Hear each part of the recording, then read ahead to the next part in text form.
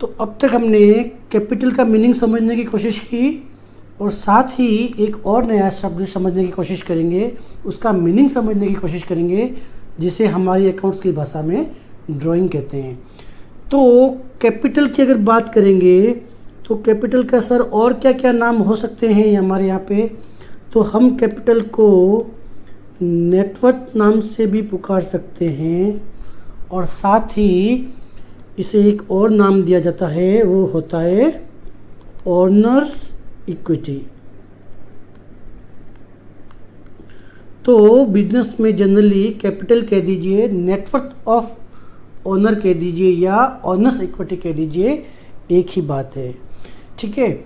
और अगर इसकी डेफिनेशन लिखने की कोशिश करें तो कैपिटल रिप्रेजेंट, ये एक उस अमाउंट को रिप्रेजेंट करता है, represent owners contribution, owners contribution,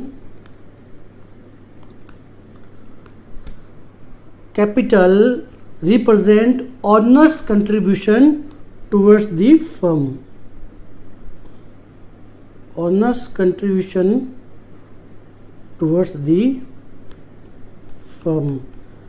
और दूसरा हमने नाम दिया it represent business obligation, it represent business obligation, business obligation towards the owner of the business।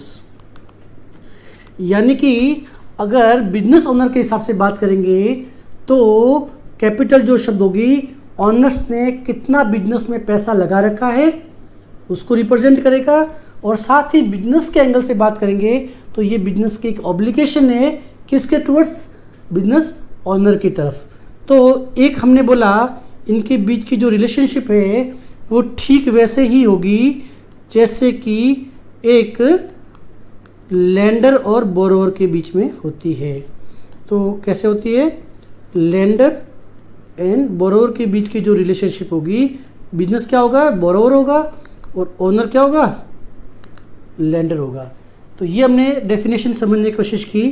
अब एक प्रश्न और कि सर ज़रा ये बता दीजिए, ये जो हमारी कैपिटल होती है बिजनेस में कब लगाई जाती है?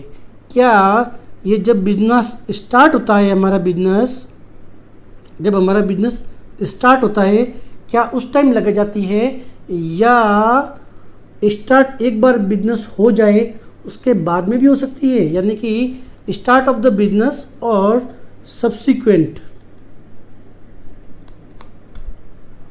हाँ, ऐसा कोई ज़रूरी नहीं है कि ओनर की जो कैपिटल है वो हमेशा तभी लगे जब बिजनेस स्टार्ट हो। ये बिजनेस के स्टार्ट में हो सकती है। आपको हमेशा लगभग हर प्रश्न में पहली जो लाइन आएगी, rupees 1 lakh contributed by the mister x and start the business. आप ये समझ जाइए कि ये मिस्टर एक्स उसका ओनर है, उसने ये पैसा लगाया और बिजनेस स्टार्ट किया। बट ऐसा कोई ज़रूरी नहीं है कि स्टार्ट में हो, ये ड्यूरिंग द ईयर भी जब जब ज़रूरत हो उस टाइम, जब जब ज़रूरत हो बिजनेस की, उस टाइम बिजनेस द्वारा कंट्रीब्यूट किया जाएगा, तो वो सारा सारा कैपिटल कहलाएगा। अब सेकंड प्रश्न जो रहेगा, एक और प्रश्न जो रहेगा वो ये है कि सर क्या ऐसा ज़रूरी है कि जो ये ओनर्स का कंट्रीब्यूशन है ये हमेशा कैश में ही हो? नहीं दोस्तों, ऐसा कोई ज़रूरी नहीं है। ओनर्स का जो कंट्रीब्यूशन होता है जिसे हम कैपिटल कहते हैं वो कैश के फॉर्म में भी हो सकता है या एनी अदर एसेट्स के फॉर्म में भी हो सकता है, एनी अदर एसेट्स के भी फॉर्म में हो सकता है। कैसे हो सकता है अदर फॉर्म में? देखिए, मान लीजिए आपके घर पे एक एडिशनल बाइक पड़ी है और आपको ऑफिस के काम के लिए एक बाइक की रिक्वायरमेंट है। आपने क्या किया, परमानेंटली उस बाइक को ऑफिस के काम में शिफ्ट कर दिया, यानी कि ये कहलाएगा कि उस बाइक की जितनी भी वैल्यू है उस दिन की, वो वैल्यू ऑनर ने अदर एसेट्स के फॉर्म में बिजनेस में इंट्रोड्यूस कर दी, तो वो ठीक कैपिटल ही है। इसी तरह से किसी भी फॉर्म में हो, कोई भी एसेट्स हो, चाहे वो केस हो या केस के इक्विवेलेंट हो या किसी अदर एसेट्स के फॉर्म में हो, जो ऑनर द्वारा उस बिजनेस को स्मूथ रन करने के लिए अपने पर्सनल रिसोर्सेज से लेके आया जाता है, वो हमेशा कैपिटल का ही पार्ट रहेगा। फिर हमने ये देखा कि कैपिटल जो होती है वो हमारी बैलेंस शीट के अंदर लायबिलिटी साइड में आती है। जो हमारी बैलेंस शीट है उसके अंदर बैलेंस शीट के अंदर सबसे टॉप पे आती है। ठीक है, ये बात भी समझ में आ गई। और अगर कैपिटल के और कोई नाम है वो डिपेंड करते हैं हमारे बिजनेस के फॉर्म कितने हैं, किस फॉर्म में हम फॉर्म ऑफ बिजनेस में काम करते हैं। जैसे मान लीजिए अगर आप कोई प्रोप्राइटरशिप फर्म है तब तो हम बोलेंगे भी ये कैपिटल है। ठीक है, इसी तरह से अगर आप कोई पार्टनरशिप फर्म के अंदर काम कर रहे हैं, पार्टनरशिप फर्म बना के काम कर रहे हैं, तो वहाँ पार्टनर्स द्वारा जो कैपिटल इंट्रोड्यूस होगी उसे हम नाम देंगे पार्टनर्स कैपिटल। ठीक वैसे ही अगर आप कंपनी बना के काम कर रहे हैं, ठीक है, कंपनी बना के काम कर रहे हैं, तो वहाँ पे आपके कैपिटल का नाम हम शेयर कैपिटल भी कहेंगे कि भाई ये तो शेयर कैपिटल है। ठीक है, तो ये हमने डिफरेंट फॉर्म्स देख लिए।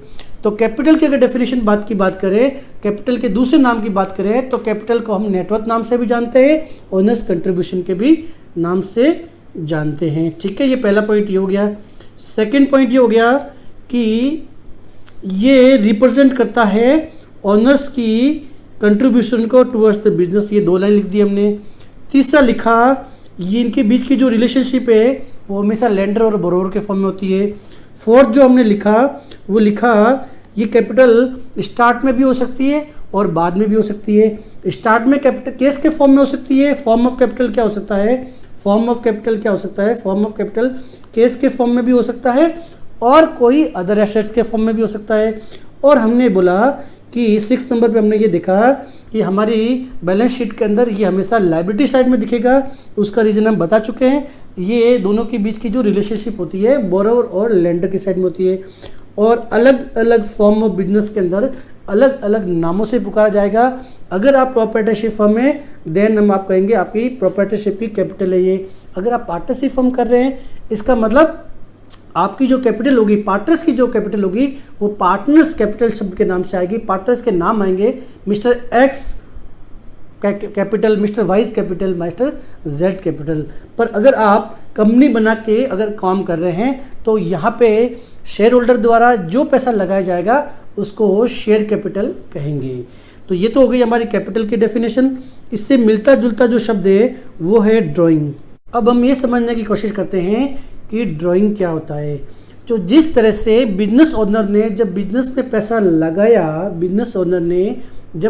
पैसा लगाया उसको हमने कहा कैपिटल इंट्रोड्यूस की है।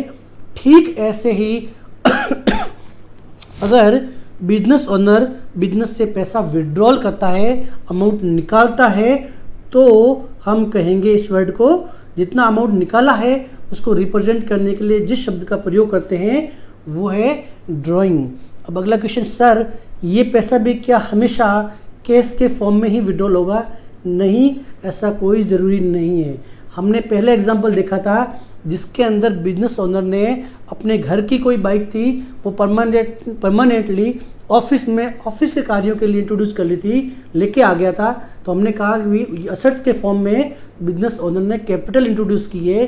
ठीक वैसे ही अगर कोई ऑफिस के एसेट्स है, चाहे ऑफिस का सोफ़ा सेट हो, ऑफिस के एयर कंडीशनर हो या ऑफिस की कोई बाइक हो, वो परमानेंटली अपने घर पे शिफ्ट कर देता है, अपने पर्सनल यूज़ के लिए शिफ्ट कर देता है, तो हम ये कहेंगे कि बिजनेस ओनर ने पैसा या ड्राइंग ही की है, बट ड्राइंग का जो फॉर्म था कैश ना होके अदर एसेट्स के फॉर्म में है। यानी कि बिजनेस ओनर की जो ड्राइंग हो सकती है वो कैश या अदर एसेट्स के फॉर्म में भी हो सकती है। अब हम समझने की कोशिश करते हैं। मैंने आपको पहले भी कहा था कि हमारे बिजनेस के अंदर कई रीज़न हैं जिनकी वजह से हम कुछ पर्सन्स को या ग्रुप ऑफ पर्सन को उनके नाम से बिजनेस में न डाल के उनको रिप्रेजेंट करने वाले अलग शब्दों का प्रयोग करते हैं। तो पहला शब्द हमने देखा कैपिटल। हमने देखा कि हमने बिजनेस का जो ऑनर है उसका नाम बुक्स में नहीं लाए। ठीक इसी प्रकार बिजनेस ओनर ने अगर पैसा निकाला है तो भी हम उसका नाम न डाल के ड्राइंग शब्द का प्रयोग करते हैं। इसका कारण ये है कि बिजनेस के अंदर हमारे फाइनेंशियल स्टेटमेंट को अंदर हमारे अलावा और भी बहुत सारे ग्रुप्स, बहुत सारे नंबर ऑफ पर्सन्स यूज़ करते हैं, हमारे फाइनेंशियल स्टेटमेंट को देखते हैं ताकि वो हमसे डील कर सके। कोई हमें बड़ा पैसा उधार दे रहा है या कोई पर्सन हमें बड़ा गुड्स सप्लाई कर रहा है क्रेडिट के ऊपर, तो वो हमेशा इस बात में इंटरेस्ट रखेगा कि इस बिजनेस के अंदर ऑनर ने कितना पैसा लगाया है। क्योंकि मैंने अगर ऑनर को नाम से इंट्रोड्यूस कर दिया तो उससे कैसे पता चलेगा कि इसमें ऑनर कौन है, हर बार उसको फ़ोन करके पूछना पड़ेगा या हमें एक अलग से जस्टिफिकेशन देना पड़ेगा नीचे बैलेंस शीट के नीचे कि mister x is the owner of the business. Instead of that मैंने डायरेक्टली क्या किया, वर्ड ही ऐसा यूज़ कर लिया, कैपिटल शब्द यूज़ कर लिया जो बाय डिफ़ॉल्ट इंडिकेट करेगा कि ये ओनर ने पैसे लगाए हैं। अगर आपको देखना है तो इस फिगर से आप समझ जाइए। ठीक है, अगला शब्द हम समझते हैं। अब हम कोशिश करते हैं एसेट्स का मीनिंग जानने के लिए। तो जो एसेट्स की डेफिनेशन है, हम हमारे जो पहला चैप्टर था इंट्रोडक्शन टू अकाउंट, उसमें बहुत अच्छे से कर चुके हैं। यहाँ पे हम क्विकली रिकैप कर लेते हैं उसके डेफिनेशन को, फिर एसेट्स की क्लासिफिकेशन को डिटेल में समझने की कोशिश करेंगे। तो हमने कहा कि वो सभी रिसोर्सेज, वो सभी साधन हमारे लिए एसेट्स होगी if which are control by the enterprises, जो हमारी एंटरप्राइजेज द्वारा कंट्रोल किए जा रहे हैं। और कंट्रोल में यहाँ पे जो हमारा मीनिंग था, कंट्रोल से जो हमारा मीनिंग था वो है हमारा मालिकाना हक। मालिकाना हक यानी कि किसी भी ट्रांजैक्शन के अंदर, किसी भी ट्रांजैक्शंस के अंदर हमें उस एसेट्स का मालिकाना हक आ जाता है। मालिकाना हक का मतलब हो गया और कंट्रोल का मतलब हो गया उसको कंप्लीटली यूज़ और डिस्पोज ऑफ करने का right. Use and dispose of करने का राइट, जैसे चाहे वैसे मेरी मर्जी से उसको काम में लूँ, चाहूँ तो रखूँ, चाहूँ तो बेच दूँ। ये सारे अधिकार अगर हमारे पास है और ये हमने होल्ड कर रखी है कि हमें इससे कोई ना कोई बेनिफिट ड्राइव होगा, कोई ना कोई फ्यूचर इकोनॉमिक बेनिफिट ड्राइव होगा, तीनों ही कंडीशन अगर सेटिस्फाई होगी तो हम कहेंगे ये हमारी एसेट्स से। एग्जाम्पल लिया, बिजनेस के अंदर जो हमारे पास स्टॉक पड़ा है, जो हमारे पास स्टॉक पड़ गया है साल के एंड में, वो भी हमारे लिए एसेट्स है। क्यों है? क्योंकि इसको मैं, ये वो रिसोर्सेज है जो फ्यूचर की स्पेसिफिक डेट को बेच के मैं इकोनॉमिक बेनिफिट यानी कि रेवेन्यू के फॉर्म में, कैश के फॉर्म में या अदर किसी फॉर्म में मुझे इकोनॉमिक बेनिफिट ड्राइव होगा। ठीक इसी तरह से अगर मेरे यहाँ पे कोई भी फिक्स एसेट इंस्टॉल की हुई है, जैसे मान लीजिए एयर कंडीशनर इंस्टॉल कर रखी है, मेरे ऑफिस के लिए कोई कार है, जिन रिसोर्सेज का यूज़ करके या वो रिसोर्सेज मेरे बिजनेस को स्मूथली रन करने के लिए मुझे हेल्प करते हैं, या कोई प्लांट एंड मशीनरी इंस्टॉल है जिसके ऊपर मैं, जिसका यूज़ करके अपने गुड्स का मैं प्रोडक्शन करता हूँ, तो वो क्या कहलाएंगे मेरे, वो मेरी कहलाएगी एसेट्स। ठीक है, तो एसेट्स का मतलब वो सारे रिसोर्सेज हो गए जो डायरेक्टली या इनडायरेक्टली हमारे बिजनेस के अंदर फ्यूचर इकोनॉमिक बेनिफिट ड्राइव करते हैं या उस ड्राइव करने में सपोर्टिव रोल में काम करते हैं। ये हम डेफिनेशन पहले ही देख चुके हैं। अब हम एसेट्स की क्लासिफिकेशन समझेंगे। अब हम एसेट्स के क्लासिफिकेशन को समझते हैं। हमने एसेट्स को 3 तरह की क्लास में, क्लासिफिकेशन मतलब हो गया क्लास, कितने प्रकार, हमने हमारी एसेट्स को उसके यूज़ के हिसाब से, बिजनेस में उसके यूज़ के हिसाब से 3 भागों में बांटा है।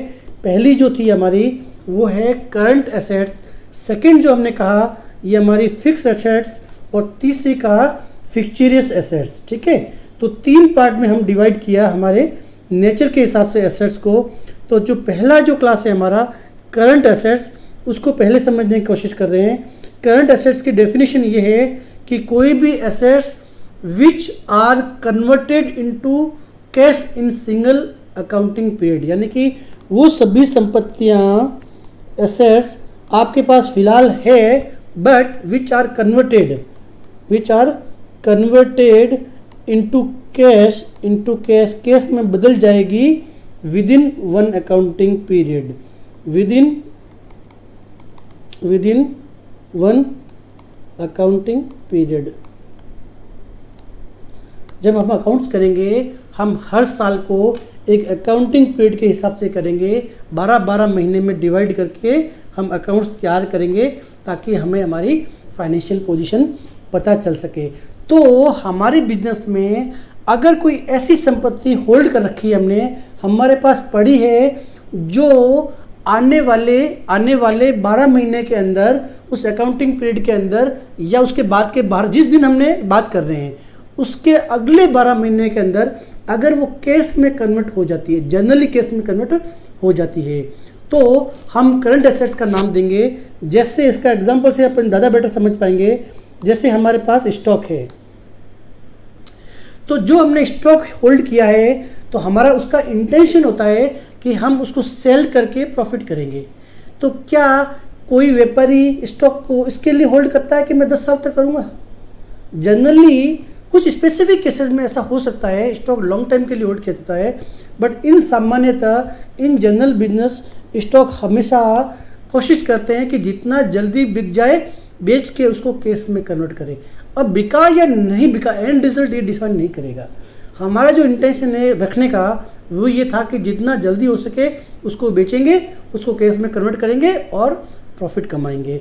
इसी तरह से हमारे कोई डेटर्स है जिनको हमने उधार माल बेचा है, तो जनरली हम यही कोशिश करते हैं कि 2, 3, 4, 5 महीने के अंदर हमसे वो पैसा आ जाए, यानी कि वो भी इसके फॉर्म में आ जाएंगे, केस के फॉर्म में कन्वर्ट हो जाएंगे। इसी तरह से हमारे बिल्स रिसीवेबल्स, डिटेल में अपन इसके लिए सेपरेट टॉपिक है हमारा, वहाँ पे करेंगे।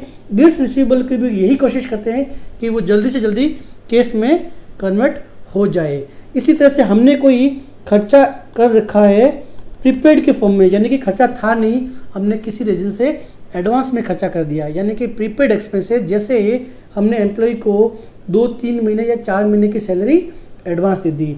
जब 31 मार्च को हमारे अकाउंटिंग पीरियड कंप्लीट हो रहा था, तब किसी पर्सन ने कहा कि सर जी इमरजेंसी हो गई है, कृपया करके मुझे आप 2 महीने की सैलरी एडवांस दे दीजिए। तो जिस दिन बुक्स ऑफ अकाउंट्स क्लोज कर रहे हैं तब तक वो पैसा उसका ड्यू नहीं हुआ है, और जब ड्यू नहीं हुआ है इसका मतलब आप उससे फ्यूचर की डेट में मांगोगे। बट ये जो पीरियड है वो 2-3 महीना 4 महीना ही होता है, जनरली 5 साल 7 साल के लिए नहीं होता है। ठीक है। इसी तरह से अगर आपका कोई शॉर्ट टर्म इन्वेस्टमेंट है, शॉर्ट टर्म इन्वेस्टमेंट भी इसी कैटेगरी में आएगा, क्योंकि अभी मान लीजिए आपके पास एक्स्ट्रा पैसा पड़ा है फर्दर टाइमिंग के लिए और आपको पता है कि मुझे कभी भी ज़रूरत पड़ सकती है, तो आपने उसको शॉर्ट टर्म इन्वेस्टमेंट कर दिया, जब चाहे तब बेच के वापस लिक्विडेट कर दिया कैश के फॉर्म में। तो वो एसेट्स जो आज की डेट में हमारे बिजनेस में इस पर्पज़ के लिए है, हम उसको कोशिश ये करेंगे कि 12 महीने के अंदर उसको केस में कन्वर्ट कर देंगे। अब कन्वर्ट करने के लिए कई बार उधार बेचा था उस पर्पज़ के लिए या बेचने के पर्पज़ के लिए, ये सारी की सारी जो एसेट्स हमने हेल्ड कर रखी है आज की डेट में हमारे पास जो पड़ी है वो हमारी जो फर्स्ट कैटेगरी हो गई करंट एसेट्स, उसके डेफिनेशन में आएगी। अब हम हमारे क्लासिफिकेशन का जो सेकंड क्लास है वो है फिक्स एसेट्स का। फिक्स एसेट्स उसको समझने की कोशिश करते हैं। तो फिक्स एसेट्स का मतलब वो हो गया, वो एसेट्स हो गई जिनको हमने यहाँ पे होल्ड कर रखा है, बट इंटेंड टू होल्ड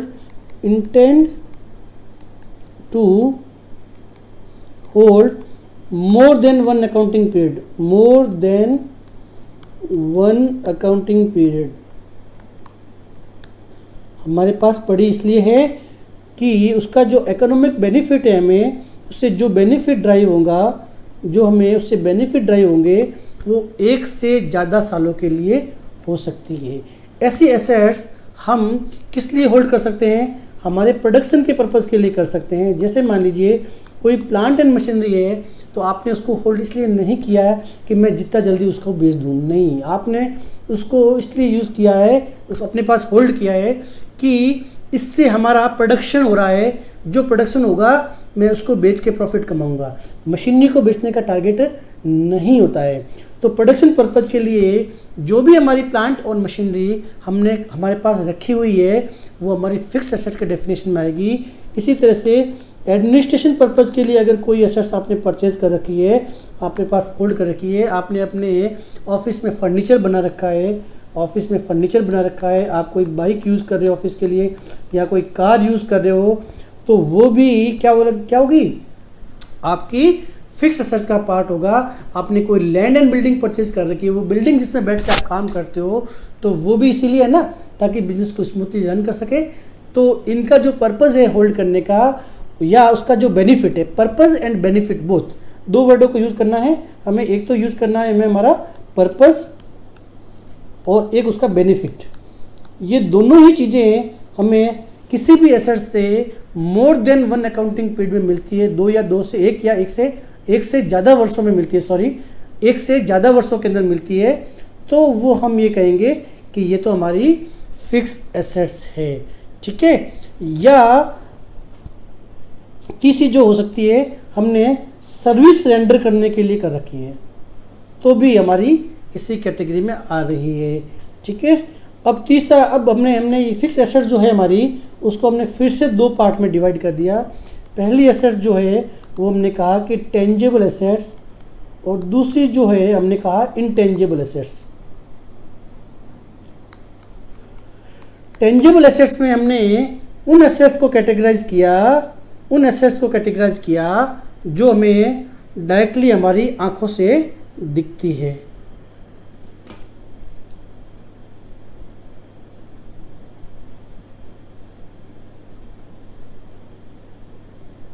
जो हमारी दूसरी कैटेगरी है वो है हमारी फिक्स एसेट्स। फिक्स एसेट्स को हम उन एसेट्स को कहेंगे जिनको हमारे बिजनेस में होल्ड करने का जो हमारा इंटेंशन है वो ये है कि इन एसेट्स से हमें मोर देन वन अकाउंटिंग पीरियड में कोई इकोनॉमिक बेनिफिट मिलेगा। मोर देन वन अकाउंटिंग पीरियड यानी कि उससे जो भी बिजनेस ड्राइव हो रहा है, जो भी हमें फ़ायदा हो रहा है, वो एक से ज़्यादा सालों में अगर होता है तो उसको हम फिक्स एसेट्स कहेंगे। ये एसेट्स कैसी हो सकती है, एग्जांपल से समझते हैं। जो अगर मान लीजिए आपका कोई आप मैन्युफैक्चरिंग यूनिट हो और आप प्रोडक्शन के लिए अगर कोई प्लांट एंड मशीनरी यूज़ कर रहे हो, तो जो प्लांट एंड मशीनरी है वो हमारी फिक्स एसेट का पार्ट होगा, क्योंकि कोई भी व्यक्ति हमारे यहाँ पे इसलिए होल्ड प्लांट एंड मशीनरी को नहीं कर रहा है कि उसको बेच के प्रॉफिट कमाएंगे। हमारा purpose of plant and machinery को होल्ड करने का ये है कि इस प्लांट एंड मशीनरी से हम कंटिन्यू हर साल प्रोडक्शन करेंगे और उस प्रोडक्शन को हम बेचेंगे और उससे हमें फ्यूचर में बेनिफिट होगा, यानी कि रेवेन्यू जनरेशन में हमारी हेल्प करेगी।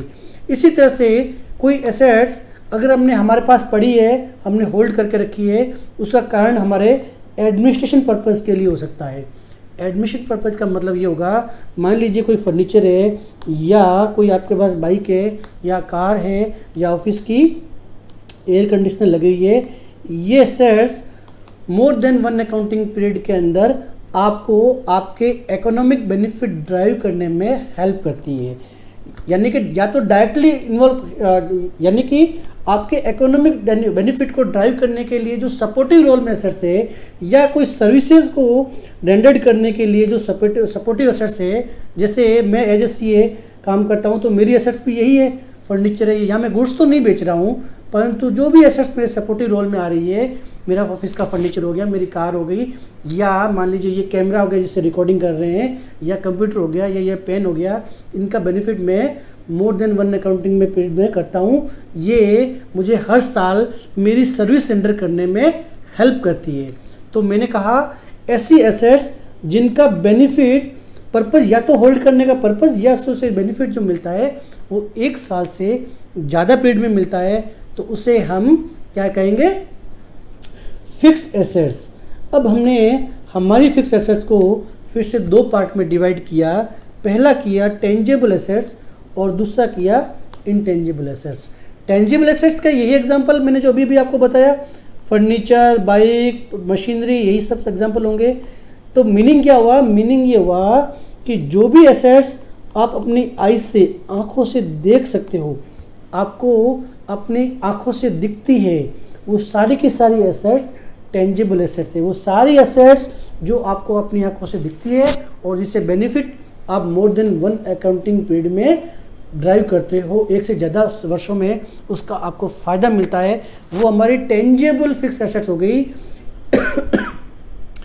इसी तरह से सेकंड कैटेगरी जो है वो इनटेंजिबल एसेट्स है, जिसको हम सिर्फ फील कर सकते हैं, जिसको सिर्फ हम फील कर सकते हैं, हमारी आँखों से हम नहीं देख सकते, पर फील कर सकते हैं कि हाँ इसकी वजह से हमें बिजनेस में इकोनॉमिक बेनिफिट मिलता है, हमें बहुत ज़्यादा फ़ायदा होता है।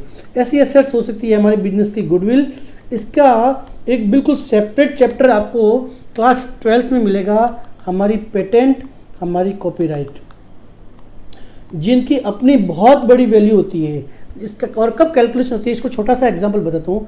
मान लीजिए 3 पार्टनर है, एक छोड़ के जा रहा है, तो वो बोलेगा भी मुझे मेरा अपना हिस्सा वापस दो। तो उस टाइम हम क्या करेंगे, उस बिज़नेस की गुडविल की भी कैलकुलेशन करेंगे कि उसको कितना पैसा देना है। तो वो कहेगा मैंने इतनी साल मेहनत की है, नाम जमाया है। हमारे सामान्य मारवाड़ी भाषा में क्या बोलते हैं, हमने धंधे का नाम जमाया है, जिसकी वजह से हमारे पास कस्टमर आते हैं। तो क्या उसका आपको फ्यूचर में बेनिफिट नहीं मिलेगा? तो जो मेरा हिस्सा है उसे मुझे दीजिए। तो ऐसी स्थिति आएगी जब हम गुडविल की भी वैल्यूएशन करेंगे और नहीं दिखते हुए भी हम हमारी बुक्स में उसको रिकॉग्नाइज करेंगे। तो ऐसी एसेट्स, बात समझना, ऐसी एसेट्स जो हमें दिखती तो नहीं है, परंतु ये हम फीलिंग होती है, हमें ये फील होता है कि ये एसेट्स हमारे इकोनॉमिक बेनिफिट या हमारी सेल के अंदर बहुत यूज़फुल है हमारे बिजनेस के लिए, इनसे हमें बहुत फ़ायदा हो रहा है, पर आंखों से दिखती नहीं है। उनको हमने बोला फिक्स एसेट्स, ऐसी एसेट्स जो कि इनटेंजिबल है। तो हमने एसेट्स की 3 कैटेगरी बांटी थी। पहली जो कैटेगरी थी हमारी वो थी क्लासिफिकेशन एसेट्स में, हमने पहली कैटेगरी थी करंट एसेट्स। सेकंड हमारी जो कैटेगरी थी वो थी फिक्स एसेट्स। अब जो तीसरी कैटेगरी हो गई वो हो गई फिक्चरियस एसेट्स। ये वो एसेट्स होती है जो एक्चुअली एसेट्स होती नहीं है, आर्टिफिशियल एसेट्स कह दीजिए, दूसरा वर्ड आर्टिफिशियल एसेट्स कह दीजिए, या जो कि रियल में होती ही नहीं है, फिर भी हम उसको एसेट्स के डेफिनेशन में, या यूँ समझ लीजिए सिर्फ बैलेंस शीट के अंदर एसेट्स के अंदर दिखाते हैं, बैलेंस शीट के अंदर एसेट्स में इसको शो करते हैं, पर न तो हमें कोई फ्यूचर का इकोनॉमिक बेनिफिट ड्राइव होता है। अगर एसेट्स दिखती नहीं थी और बेनिफिट मिल रहा है तो हमारी क्या हो गई, इनटेंजिबल एसेट्स हो गई। पर आगे हम जब देखेंगे, जब आप क्लास 12th में देखोगे तो हम देखेंगे कि कुछ हमारे खर्चे होंगे इतने बड़े होंगे। जैसे आप कोई भी कंपनी को जब आप स्टार्ट करते हो तो आपको प्रीमिलरी एक्सपेंसेस करके एक बहुत बड़ा शब्द आएगा। कंपनी स्टार्ट करने से पहले एक सिग्निफिकेंट कॉस्ट आती है और बड़े केसों में तो 1000 करोड़ में भी चली जाती है। और अपने शेयर होल्डर को जब आप शेयर इशू करोगे, उनको कोई बड़ा डिस्काउंट दोगे ताकि लोग आके आपकी कंपनी में इन्वेस्टमेंट करें, तो वो भी बहुत बड़ी खर्चे के फॉर्म में आएगा। एसेट्स तो क्रिएट नहीं होगी, पर अगर मैंने उस खर्चे को एक पर्टिकुलर अकाउंटिंग ईयर में दिखा दिया तो उसी साल हमारी बैलेंस शीट लॉस में आ जाएगी और हमारे इन्वेस्टर का इंटरेस्ट हमारे बिजनेस से ख़त्म हो जाएगा। तो हम ऐसे कुछ खर्चे थे जिनको भी हम बुक्स में एक साथ न लाके धीरे धीरे लाके राइट ऑफ करेंगे।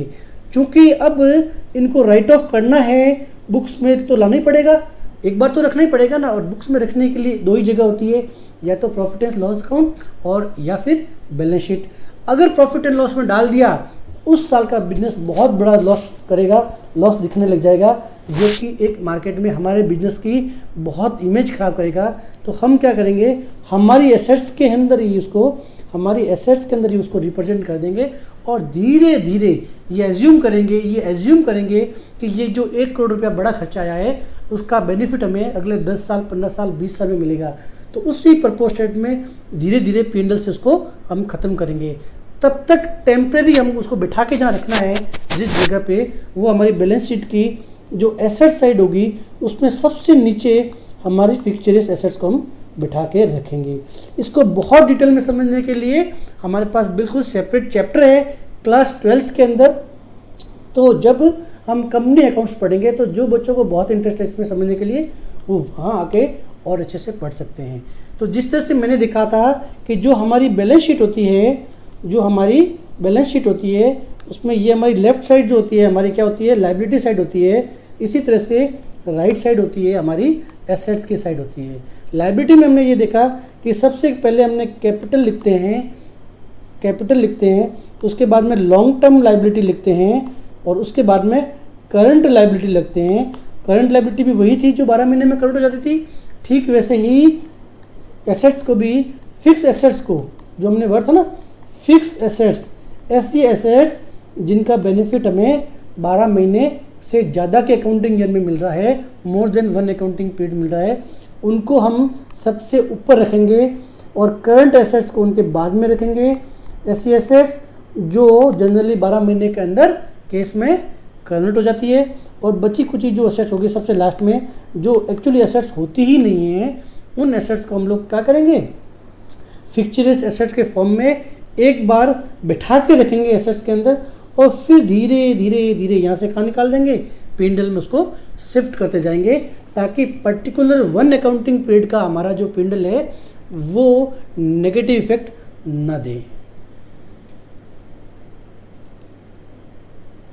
अब हम बिजनेस की रिसिप्ट्स को समझने की कोशिश करते हैं। हमारी बिजनेस की रिसिप्ट को हम 2 पार्ट में डिवाइड करते हैं। पहली जो है वो होती है रेवेन्यू रिसिप्ट, और जो सेकंड होती है वो होती है कैपिटल रिसिप्ट। सबसे बड़ा प्रश्न जो है वो किस बिजनेस के लिए कौन सी एसेट्स कौन सी इनफ्लो, कौन सी रेवेन्यू नेचर की है और कौन सी रिसिप्ट कैपिटल नेचर की होती है, ये हमेशा डिपेंड करेगा आपके बिजनेस की एक्टिविटी के ऊपर। इसकी कोई स्पेसिफिक एक डेफिनेशन नहीं हो सकती है। मैं ये कह दूं कि बाइक को बेचने से जो रिसिप्ट होगी वो कैपिटल रिसिप्ट की है, मेरे लिए नहीं होगी, पर जो बाइक सेलर है जिनके पास बाइक की एजेंसी ले रखी है वो उसके लिए रेवेन्यू रिसिप्ट हो सकती है। डिपेंड करता है आपके बिजनेस की एक्टिविटी क्या है। तो सबसे पहले जिस बिजनेस का हम अकाउंट्स तैयार कर रहे हैं उसके लिए कौन सी रिसिप्ट कैपिटल नेचर की है, कौन सी रिसिप्ट रेवेन्यू नेचर की है, केवल और केवल तभी डिफाइन कर पाओगे जब आपको उस बिजनेस की मेन एक्टिविटी पता है। ठीक है, तो रेवेन्यू रिसिप्ट का मतलब ये हुआ कि आपके पास जो भी रिसिप्ट आई, या कह दीजिए जो भी आपके पास इनफ्लो हुआ, चाहे वो कैश के फॉर्म में आया या कैश इक्विवेलेंट के फॉर्म में आया, कोई अदर फॉर्म में आया, इक्विवेलेंट के फॉर्म में आया, जो भी आया, बट आया कहाँ से, वो आपके नॉर्मल कोर्स ऑफ बिजनेस, जिन शब्दों का आपको प्रयोग करना है वो है नॉर्मल कोर्स ऑफ बिजनेस, या ऐसे कह दीजिए कि वो पैसा आपको डे टू डे एक्टिविटी से कारण ही आया है, डे टू डे एक्टिविटी के कारण ही आया है। यानी कि एज ए चार्टर्ड अकाउंटेंट, मैंने पहले भी एग्जांपल लिया है, मैं जो लोगों के ITR फाइल करता हूँ, मैं लोगों के GST के रिटर्न भरता हूँ, या जो भी मैं अकाउंटिंग की सर्विसेज लोगों को देता हूँ, तो ऐसी मेरी जितनी रिसिप्ट होगी वो सारी की सारी मेरी रेवेन्यू नेचर की कहलाएगी। इसी तरह से अगर कोई पर्सन इस कैलकुलेटर को सेल करने का बिजनेस करता है, उसका स्टेशनरी का वर्क है, वहाँ पे वो कैलकुलेटर बेचता है, अपनी बुक्स बेचता है, जो नॉर्मल कोर्स बिजनेस में बहुत सारे आइटम उसके पास हो सकते हैं, पेन बेचता है, कॉपी बेचता है, इनसे जितने भी पैसे आएंगे वो सारे के सारे नॉर्मल कोर्स ऑफ बिजनेस होंगे, यानी कि रेवेन्यू इन नेचर कहलाएंगे। ठीक है, ये जो डे टू डे एक्टिविटी है वो गुड्स की सर्विसेज भी गुड्स के फॉर्म में भी हो सकती है, यानी कि आप कोई गुड्स को बेच रहे हो, इसकी वजह से आपके यहाँ इनफ्लो आ रहा है, या जैसे मैंने मेरा एग्जांपल लिया, कोई सर्विसेज प्रोवाइड कर रहा हूँ उसके कारण आ रहा है। डॉक्टर लोगों को देखता है, अपनी कंसल्टेंसी देता है, उससे जो पैसा आएगा वो उसके लिए रेवेन्यू नेचर का आ जाएगा। और जिस गुड्स में आप डील कर रहे हो उस गुड्स को बेचने से जो पैसा मिलेगा आपको, वो आपका क्या होगा, रेवेन्यू नेचर का होगा। और कैपिटल नेचर का मतलब ये हो गया, कैपिटल नेचर की मीनिंग करेंगे भी दूसरी कौन सी रिसीव हो सकती है और कहाँ से पैसा आ सकता है। तो और भी तरीके हैं बिजनेस के अंदर अदर देन गुड्स, जहाँ से बिजनेस में पैसा आता है, तो इसे हमें ये लिखेंगे कि other than revenue nature, other than revenue nature. आपके रेवेन्यू नेचर, एक बार आपने जब रेवेन्यू नेचर डिसाइड कर दिया तो रेवेन्यू नेचर के अलावा जो आपका की काम है, मेन काम है, उसके अलावा जो भी बिजनेस के अंदर पैसे का इनफ्लो होगा, जो भी अमाउंट आएगा, वो कैपिटल रिसीप होगी। तो मैंने पहले भी ये बताया कि आपको अपनी एक्टिविटी को समझना पड़ेगा। आपको रिसीप को रेवेन्यू ट्रीट करना है या कैपिटल ट्रीट करना है, उससे पहले उसको समझने के लिए आपको ये समझना पड़ेगा कि हमारी बिजनेस की एक्टिविटी क्या है, वो कौन से गुड्स है जिनको हम बेच के प्रॉफिट कमाते हैं। उन गुड्स को आइडेंटिफाई करना पड़ेगा और आपके बिजनेस की एक्टिविटी को डिफाइन करना पड़ेगा। उसके बिना आप ये नेचर डिवाइड नहीं कर सकते हो। अच्छा सर, तो ज़रूरत कहाँ है? कैपिटल रिसीप और रेवेन्यू रिसीप में क्या कोई फ़र्क होता है क्या? अगर कैपिटल रिसीप को रेवेन्यू ट्रीट कर लें या रेवेन्यू को कैपिटल ट्रीट करें, क्या बुक्स में कोई फ़र्क पड़ जाएगा? बहुत बड़ा पड़ जाएगा। अभी हम थोड़ी देर बाद समझने की कोशिश करेंगे। तो पहले हम देखते हैं कैपिटल रिसीप और कैपिटल रिसीप पे हमने ये देखा कि जो भी रेवेन्यू के अलावा, जो हमारा मेन काम नहीं है, उसके अलावा अगर हमें कहीं से भी पैसा आ रहा है तो वो हमारा क्या कहलाएगा? रेवेन्यू नेचर की रिसीप हो सकती है। तो पहली जो हम पहले भी कर चुके हैं, जो ऑनर कंट्रीब्यूशन है, ऑनर कंट्रीब्यूशन, जिसे हमने कैपिटल के फॉर्म में कहा था, क्या बोला था? कैपिटल। यानी कि बिजनेसमैन ने जब बिजनेस में पैसा लगाया तो पैसे का इनफ्लो हुआ। क्या ये रेवेन्यू नेचर का है? नहीं ना, ये मेन एक्टिविटी नहीं है, बेचना इसको थोड़ी है। ठीक है, तो वो पैसे का इनफ्लो हुआ है। हम पैसे के इनफ्लो को समझने की कोशिश कर रहे हैं। रिसिप्ट मतलब हमारे अकाउंट में, हमारे बिजनेस में पैसा आया है। आने का पहला पर्पस हमने बताया मेन कोर्स ऑफ बिजनेस, और मेन कोर्स के अलावा जितने भी आएंगे पैसे हमारे पास, वो क्या कहलाएंगे? Capital receipt. तो अगर ओनर ने पैसा मंगा बिजनेस में जो डाला है, जिसको हमने कैपिटल का नाम दिया, वो भी क्या कहलाएगा? वो कहलाएगा हमारा कैपिटल रिसीप। इसी तरह से हमने कोई बोरोविंग कर रखी है, लोगों से पैसा उधार लेके आए हैं, बोरोविंग फ्रॉम आउटसाइडर से पैसे लेके आए, हम बहुत अच्छे लाइबिलिटी में कर चुके हैं, आउटसाइड से किया जो कि लाइबिलिटी में ट्रीट होगा, तो वो भी हमारी पैसे सारे के सारे क्या है? कैपिटल रिसीप के नेचर के एक्सपेंसेस है। और जो हमारी थर्ड कैटेगरी, इसके अंदर फिर से हम एक और पार्ट डिवाइड कर सकते हैं, और वो है receipt from sale of fix assets.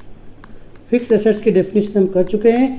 अगर हमारी एसेट्स को सेल करने से जो पैसा आएगा, जो कि हमारा नॉर्मल कोर्स ऑफ बिजनेस नहीं है, आपके यहाँ पे मान लीजिए एक मशीनरी है जिससे आप प्रोडक्शन कर रहे हो, तो प्रोडक्शन में यह हेल्पफुल हो रही है, वो आपके लिए क्या थी?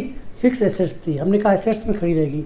अब क्या हुआ? वो मशीनरी ख़राब हो गई या अपडेटेड हो गई, नई मशीनरी मार्केट में आ गई, तो आपने डिसीजन लिया कि इस एसेट्स को डिस्पोज ऑफ कर देते हैं और नई लेके आएंगे। तो जो डिस्पोज ऑफ करते समय, एसेट्स को बेचते समय आपको जो पैसे का इनफ्लो आया, क्या ये आपका नॉर्मल कोर्स ऑफ बिजनेस था? आपका धंधा यही है क्या? नहीं ना, ये एक्सेप्शनली पैसा आया है। ऐसा हर बार बार बार रिपीट नहीं होता है। ठीक है, तो जो हमने प्लांट एंड मशीनरी को बेच दिया, उसको सेल कर दिया, ऐसा जो पैसा आया है वो हमारे लिए क्या कहलाएगी? कैपिटल रिसीप कहलाएगी। इसी तरह से हमारे पास बिल्डिंग थी, हमारे पास लैंड एंड बिल्डिंग थी। अब आपको ये लग रहा है कि हम तो किराए के जगह से बिजनेस ऑपरेट कर लेंगे, हमें पैसे की ज़रूरत है, तो हमने क्या किया? हमारी बिल्डिंग को बेचने का निर्णय ले लिया। तो ऐसी रिसीप भी क्या रोज़ रोज़ यही काम करते हैं? ये हमारा नॉर्मल कोर्स ऑफ बिजनेस तो नहीं है। तो जो ऐसी रिसीप होगी वो भी हमारी क्या कहलाएगी? Capital receipt. इसी तरह से हमारे यहाँ पे पुराने फर्नीचर को बेचने से या कोई भी पुरानी अदर एसेट्स को बेचने से जो पैसा आएगा, पैसा का इनफ्लो तो बिजनेस में हो रहा है, परंतु चूँकि वो रेवेन्यू नेचर का नहीं है, नॉर्मल कोर्स ऑफ बिजनेस नहीं है, ये तो कभी कभी होता है, एक्सेप्शनली होता है, तो इसको हम क्या कहलाएंगे? हम कहलाएंगे ये तो हमारी क्या हो गई? कैपिटल रिसीप हो गई। तो सर ये बताइए दोनों में फ़र्क क्या पड़ेगा? अगर किसी पैसा जो इनफ्लो हुआ है, अगर मैं उसको रेवेन्यू में ट्रीट करूं या उसको कैपिटल में ट्रीट करूं, इससे फ़र्क क्या पड़ना है? इससे ज़रूरी प्रश्न है कि सर अगर हमने किसी भी रिसीप को, किसी के पैसे की इनफ्लो को रेवेन्यू न ट्रीट करके कैपिटल ट्रीट कर लिया, या कैपिटल रिसीव न ट्रीट करके उसको रेवेन्यू रिसीव कर दिया, तो क्या उससे कोई फ़र्क पड़ेगा? बहुत बड़ा फ़र्क पड़ेगा अगर आपने क्लासिफिकेशन गलत कर दिया। क्योंकि हमारी जितनी भी रेवेन्यू नेचर की रिसीप है, जितनी भी हमारी रेवेन्यू नेचर की रिसीप है, वो हमेशा हमारे P&L में जाएगी। कहाँ जाएगी?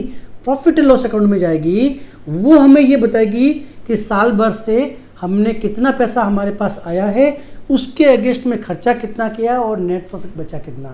पर अगर हम कैपिटल रिसीप की बात करेंगे तो ये कभी भी P&L में नहीं आती है। ये हमेशा कहाँ जाएगी? बैलेंस शीट में जाएगी। और बैलेंस शीट के अंदर कहाँ जा सकती है? देखिए, जैसे मैंने कहा, आपने कैपिटल, जो बिजनेस ओनर है उसने जो कैपिटल इंट्रोड्यूस की वो भी क्या है? कैपिटल रिसीप है। तो कैपिटल कहाँ जाती है? हमारी लायबिलिटी साइड को इफेक्ट करेगी, वो हमारे P&L को इफेक्ट नहीं करेगी, तो हमारी लायबिलिटी साइड को इफेक्ट करेगी। इसी तरह से अगर आपने कोई एसेट्स को बेचने से, हमने कैपिटल रिसीव बोला, एसेट्स को बेचा है, तो उससे क्या होगा? उससे ये होगा कि जो हमारी एसेट्स है जिसको हमने बेचा है उसकी वैल्यू डाउन हो जाएगी, वैल्यू डाउन या नील हो जाएगी। ठीक है, तो जो कैपिटल रिसीप होगी वो सीधी सीधी इफेक्ट करेगी हमारी बैलेंस शीट को, परंतु जो रेवेन्यू नेचर की है वो हमारे कहाँ इफेक्ट करेगी? प्रॉफिट एंड लॉस अकाउंट को। अगर ये क्लासिफिकेशन गलत हो गया तो आपकी फाइनेंशियल पोजीशन कभी भी सही पोजीशन को नहीं बता पाएगी।